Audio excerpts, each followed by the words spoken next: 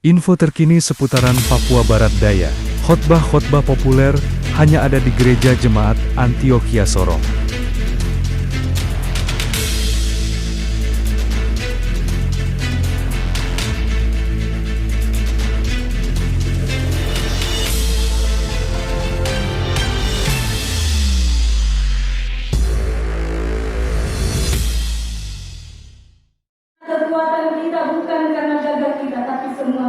Shalom Bapak Ibu sekalian, hari ini saya mengajak Anda untuk mendengarkan firman Tuhan yang hendak disampaikan oleh seorang hamba Tuhan ini, yaitu Pendeta Yani Betaubun, hingga berakhir. Yang pertama, hasil pembenaran dari kematian Kristus ketika Dia mati dan bangkit, Dia membawa kita hidup dalam damai sejahtera. Yang membuat orang itu tidak damai sejahtera itu apa? Yang membuat orang tidak damai sejahtera, pertama tanggal jatuh tempo. Yang kedua kematian, takut sakit.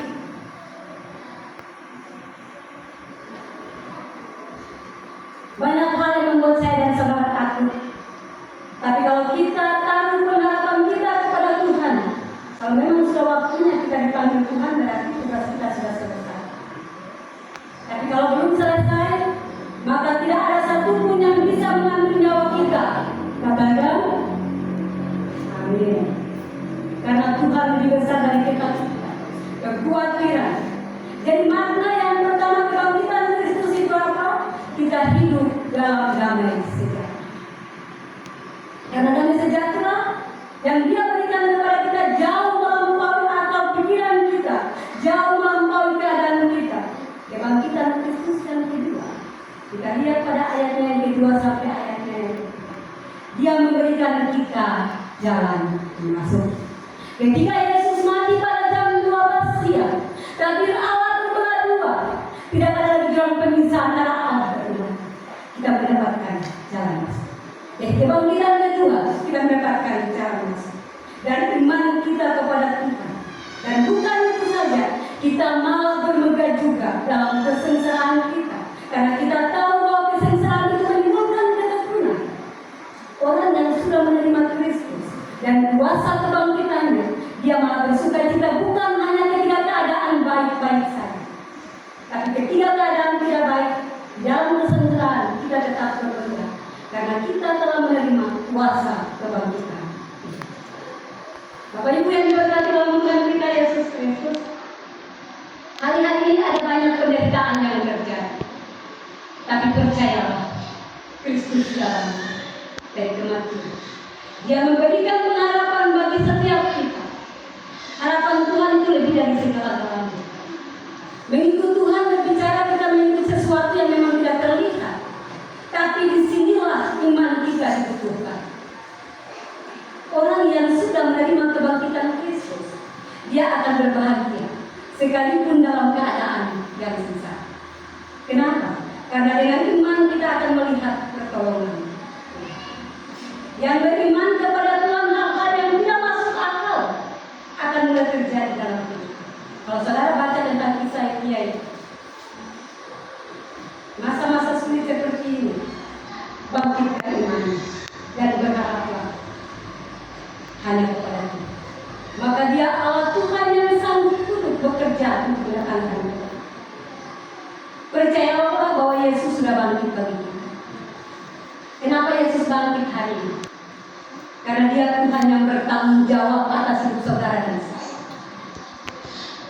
Ada harapan, ada jaminan. Jangan pernah takut saudara. Makanya ayat ini berkata, kita malah berberkah dalam kesengsaraan kita. Kenapa? Karena kita tahu kesengsaraan itu menimbulkan ketekunan. Tekun untuk mencari Tuhan, tekun untuk mengharapkan mujizat, tekun untuk menantikan kedatangannya. Hari-hari ini orang-orang yang sudah banyak yang mencari Tuhan itu mulai berbalik. Yang tidak kenal Tuhan, mereka banyak sudah kembali untuk mencari Tuhan. Mereka sudah berbalik. Kita melihat terjadi banyak sekali pertobatan massal. Kalau saudara buka itu di Spanyol, di Italia, itu mereka mulai berbalik. Mereka mulai berlutut dan mencari Tuhan. dan bertobat kembali kepada Tuhan. Jadi saudara, seringkali kesengsaraan itu akan membuat kita bermegah ketika kita tahu apa maksud Tuhan di balik semuanya. Hari ini kita sedang memperingati kebangkitan Kristus. Jangan sampai kita memperingati kebangkitan Kristus, tapi kita tidak pernah bangkit dalam iman. Kita terpuruk dan akhirnya kita kecewa dengan keadaan. Bangun dan bangkit. Karena kesengsaraan itu menimbulkan ketekunan, lalu ketekunan itu menimbulkan tahan, dan tahan uji itu menimbulkan kebenaran. Orang-orang yang kalah adalah orang-orang yang tidak melihat uji. Orang-orang yang kalah adalah orang-orang yang berhenti berharap. Orang-orang yang sudah dia berharap. Mari kita tetap berharap. Kita punya pengharapan di dalam Tuhan. Kenapa? Tuhan kita Tuhan hidup. Tuhan yang hidup. Dia bukan Tuhan yang mati. Dia bangkit untuk saudara dan saya. Karena itu hari ini berharaplah saudara kepada-Nya. Berbalik dari jalan-jalan kita dan mulai belajar hidup dipimpin oleh iman. Dan Roh penolong yang membangkitkan iman kita. Roh Kudus itu adalah Roh yang akan menuntun saya dan saudara ke dalam seluruh jalan kebenaran. Kita punya Roh Kudus itu cukup. Makanya Daud sudah berkata, jangan ambil rohmu daripada, ambil segalanya, tapi jangan ambil rohmu daripada. Karena dia sama itu akan menuntun. Orang yang hidup dipimpin oleh Roh Kudus, pengharapan tetap ada sampai selamanya. Dan bagaimana caranya hidup dalam kekudusan? Kejarlah perkenaanmu. Tinggalkan dosa. Jangan main-main dengan dosa. Ada yang bilang bagaimana supaya hidup ini kudus? Namanya juga Roh Kudus. Dia suka tinggal di dalam hidup orang yang kudus, bukan orang yang penuh rokok kudus. Makanya bertobat. Mari kita tinggalkan semua yang tidak kudus, supaya Roh Kudus itu tinggal dalam hidup kita. Pengharapan terbaik sudah Tuhan berikan untuk saya dan saudara. Dia sudah mati, dan hari ini dia telah bangkit.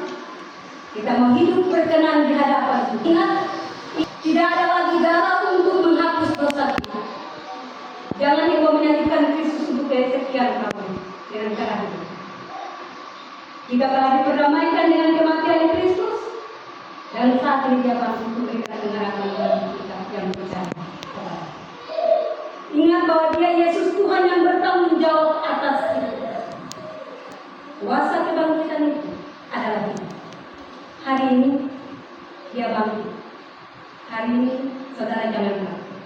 Apapun keadaan, Yesus sudah bangkit. Dan karena itu, aku percaya, aku juga bangkit. Biarlah kuasa kebangkitan yang mengakhiri setiap kehidupan saya dan saudara, dan punya pengharapan yang baru. Tuhan Yesus memberkati kita semua. Amin. Info terkini seputaran Papua Barat Daya.